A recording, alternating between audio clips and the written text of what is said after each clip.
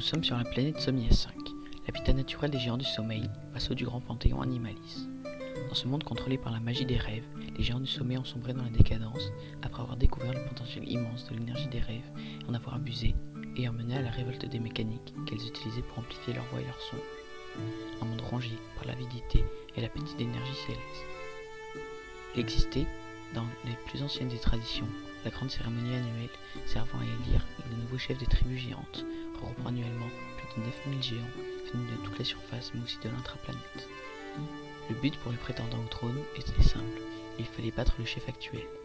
Et ce n'était pas pour autant chose facile. En effet, le chef, contrairement à son adversaire, possédait des moyens disproportionnés pour extraire rapidement et efficacement de l'énergie céleste de ses songes. Le duel était un combat dont la seule finalité possible était l'anéantissement total de l'adversaire en le vidant de son énergie vitale. Après avoir combattu, le géant a été nommé chef, régnant un an sur sa planète avant d'affronter un nouveau prétendant à la couronne. Cette avidité de pouvoir avait mené à l'invention des mécaniques, des machines capables d'amplifier la puissance de l'énergie extraite des rêves pour ainsi améliorer la vitalité et la force de son utilisateur.